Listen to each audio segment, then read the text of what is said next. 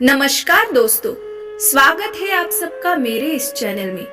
आशा करते हैं कि आप सब अच्छे होंगे। आज हम इस वीडियो में जानेंगे कि प्रदोष व्रत की पूजा कैसे करते हैं और प्रदोष व्रत होता क्या है। उसी प्रकार प्रदोष व्रत की पूजा में क्या क्या सामग्री लगती है, उसके उद्यापन की विधि कैसी होती है, उसी प्रकार व्रत के दौरान हम क्या खा सकते हैं, व्रत हमें कब शुरू करना है और हमें कितने व्रत करने चाहिए, उसके बारे में आज हम जानेंगे। तो चलिए शुरू करते हैं। प्रदोष तिथि भगवान शिव शंकर को बहुत ही प्रिय है। हिंदू कैलेंडर के अनुसार 13वें दिन यानी त्रयोदशी तिथि को प्रदोष व्रत किया जाता है। त्रयोदशी तिथि हर महीने में 2 बार आती है, पहली शुक्ल पक्ष में और दूसरी कृष्ण पक्ष में। त्रयोदशी यानी प्रदोष व्रत के दिन भगवान शिव शंकर की पूजा की जाती है। इस दिन शिव जी के साथ साथ माता पार्वती की भी पूजा की जाती है। उसी प्रकार आप भोलेनाथ के अर्धनारीश्वर रूप की पूजा भी कर सकते हैं। हिंदू धर्म में मान्यता है कि जो व्यक्ति भक्ति भाव से प्रदोष व्रत की पूजा करता है, उसे भगवान शंकर से प्रसाद के रूप में मान सम्मान की भी प्राप्ति होती है और साथ ही धन वैभव भी मिलता है। तो सबसे पहले जानते हैं कि किस वार के प्रदोष से क्या फल मिलता है, ताकि आप अपनी मनोकामना के अनुसार प्रदोष व्रत कर सके। अब हम जानते हैं कि प्रदोष व्रत के कितने प्रकार होते हैं।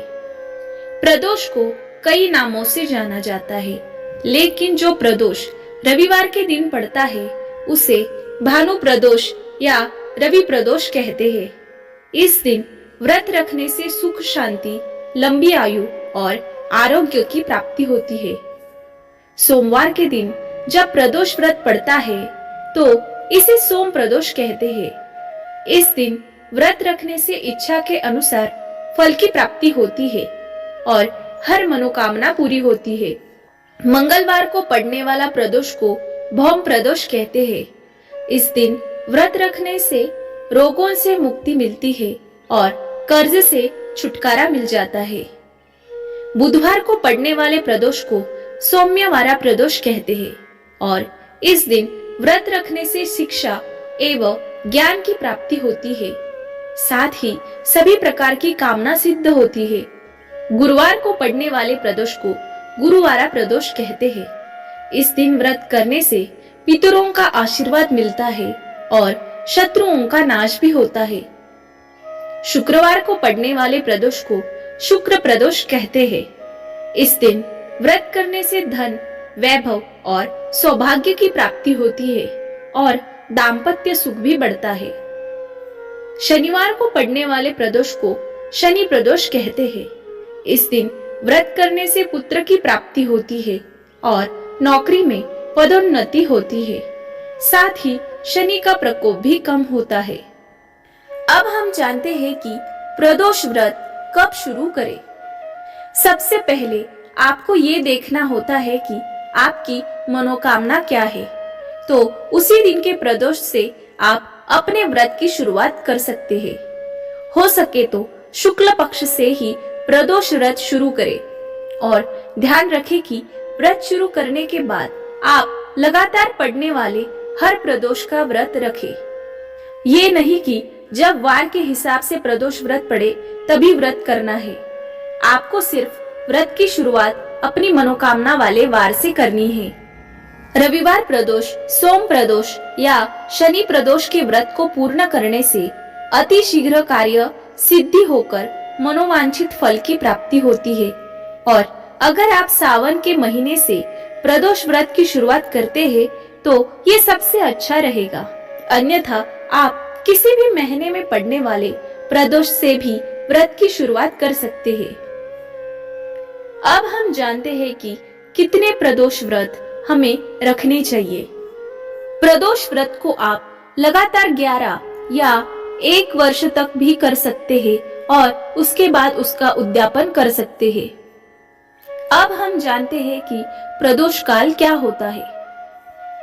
प्रदोष व्रत की पूजा प्रदोष काल में ही की जाती है। प्रदोष काल का समय होता है जब दिन और रात का मिलन होता है, यानी संध्या का समय। ऐसा माना जाता है कि इस समय शिव जी बहुत ही प्रसन्न मुद्रा में होते हैं। सूर्यास्त से पहले 45 मिनट और सूर्यास्त के बाद 45 मिनट का समय प्रदोष काल का होता है। इसीलिए आप प्रदोष व्रत की पूजा प्रदोष काल में ही करें। अब हम जानते हैं कि प्रदोष व्रत की पूजा विधि क्या है। प्रदोष व्रत की पूजा सुबह और प्रदोष काल में ही करनी चाहिए। आप प्रदोष व्रत की पूजा अपने घर पर या मंदिर में भी कर सकते हैं। आप अपनी सुविधा के अनुसार घर या मंदिर में पूजा कर सकते हैं। प्रदोष व्रत वाले दिन सुबह जल्दी उठकर घर की सफाई करने के बाद स्नान आदि करके स्वच्छ वस्त्र धारण करें। हो सके तो इस दिन सफेद रंग के वस्त्र पहने। फिर इसके बाद पूजा स्थल पर जाकर अपने दाहिने हाथ में शुद्ध जल, अक्षत और पुष्प लेकर संकल्प ले और भोलेनाथ से प्रार्थना करें कि भगवान, मैं आपके 11 या 1 साल तक प्रदोष व्रत का संकल्प करता हूँ या करती हूँ। आप मेरी ये मनोकामना शीघ्र पूरी करें। आपकी जो भी मनोकामना हो उसे भोलेनाथ से अवश्य कहे और जो जल, अक्षत, पुष्प है उसे भोलेनाथ को चढ़ा दे। इसके बाद आप शिव जी की विधिवत पूजा करें और भोग लगाए, धूप व दीपक जलाकर आरती करें। फिर इसके बाद आप पुनः प्रदोष काल के समय स्नान करके विधिवत शिव जी का पूजन करें। इसके बाद भोलेनाथ को भोग अर्पित करें। आप फल या मिठाई का भोग लगा सकते हैं। आप पूजा के समय शिव जी के मंत्रों का जाप कर सकते हैं। आप ओम नमः शिवाय मंत्र का जाप कर सकते हैं। सबसे पहले पूजा स्थल को गंगा जल छिड़क कर शुद्ध करें और उत्तर या पूर्व की तरफ मुख करके बैठ जाए। उसके बाद एक लकड़ी की चौकी पर सफेद वस्त्र बिछाकर उस पर शिव जी की प्रतिमा स्थापित करें और यदि आपके पास घर में शिवलिंग हो तो उसे किसी तांबे या पीतल की प्लेट में स्थापित करें। फिर आप शिवलिंग का अभिषेक करें। आप पंचामृत यानी दूध, दही, घी, शहद और शक्कर से शिव जी का अभिषेक करें। फिर गंगा जल और शुद्ध जल से स्नान कराने के बाद शिव जी को सफेद चंदन से तिलक करके अक्षत अर्पित करें। इसके बाद शिवलिंग पर बेलपत्र, धतूरा, आकड़े का फूल, भांग, भस्म आदि अर्पित करें और सफेद पुष्पों की माला चढ़ाए। इसके बाद शिव जी को सफेद वस्त्र या जनेऊ चढ़ाए। तत्पश्चात धूप दीप जलाकर प्रदोष व्रत की कथा पढ़े और भोलेनाथ की आरती करके पूजा को संपन्न करें। अब हम जानते हैं कि प्रदोष व्रत के नियम क्या है। प्रदोष व्रत के दिन व्रत रखने वाले व्यक्ति को पूर्ण संयम के साथ अपने मन को शांत रखना चाहिए और क्रोध नहीं करना चाहिए। इस दिन किसी की बुराई ना करे, लड़ाई झगड़ा ना करे, किसी तरह का नशा ना करे, चोरी या हिंसा ना करे। साथ ही इस दिन पूर्णतः ब्रह्मचर्य का पालन करना चाहिए। अब हम जानते हैं कि प्रदोष व्रत में क्या क्या खाना चाहिए। प्रदोष व्रत सूर्योदय से लेकर अगले दिन सूर्योदय तक चलता है। वैसे हो सके तो प्रदोष व्रत निर्जला रखें, अन्यथा आप इस व्रत को फलाहारी भी कर सकते हैं। ये आपके ऊपर है कि आप इसे किस तरह से रखना चाहते हो। आप इस व्रत को मीठा या नमक के साथ भी रख सकते हो। कुछ लोग इस व्रत में सिर्फ मीठा ही खाते हैं, नमक का इस्तेमाल नहीं करते। तो ये भी आपको ही तय करना है कि आप ये व्रत मीठा रखेंगे या व्रत वाले नमक का इस्तेमाल करेंगे। आप प्रदोष व्रत वाले दिन सुबह पूजा के बाद फलाहार कर सकते हैं। आप चाय, दूध, फल आदि का सेवन संयम के साथ कर सकते हैं। इसके बाद प्रदोष काल की पूजा के बाद आप एक समय सात्विक भोजन भी ग्रहण कर सकते हैं। आप इस भोजन में कोई एक अन्य ले सकते हैं, जैसे पूड़ी या पराठा ले सकते हैं या चावल सब्जी के साथ भी ले सकते हैं। लेकिन अगर आवश्यकता ना हो तो आप रात में भी फलाहारी भोजन करें और कुट्टू या सिंघाड़े की पूरी, आलू की सब्जी या साबूदाना की खिचड़ी खा सकते हैं और अगले दिन ही अन्न ग्रहण कर सकते हैं। ये आपके ऊपर ही निर्भर होता है कि आप ये व्रत किस प्रकार से पूरा कर सकते हैं। अब हम जानते हैं कि प्रदोष व्रत का उद्यापन विधि क्या है। प्रदोष व्रत का उद्यापन कैसे करना चाहिए, इसके बारे में अब हम जानेंगे। प्रदोष व्रत का उद्यापन त्रयोदशी तिथि पर ही करना चाहिए।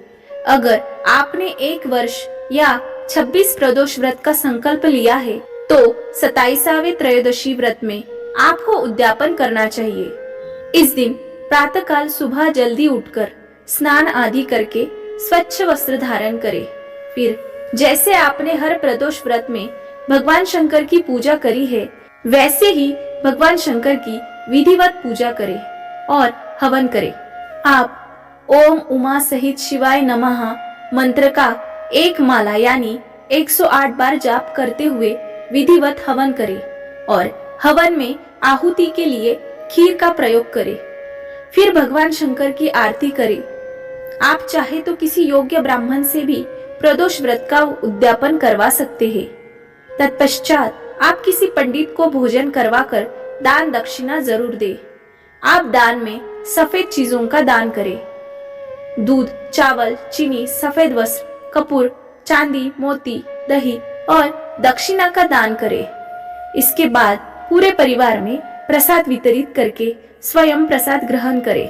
फिर इसके बाद आप भोजन ग्रहण करें। इस प्रकार प्रदोष व्रत की पूजा विधि करने से भगवान शंकर बहुत जल्दी हमारी मन की इच्छा पूरी करते हैं और हम पर प्रसन्न होते हैं। प्रदोष व्रत एक ऐसा व्रत है जो शिवजी को बहुत ही अत्यंत प्रिय है और इसे करने के बाद प्रत्येक शिव भक्त की इच्छा पूर्ण होती है।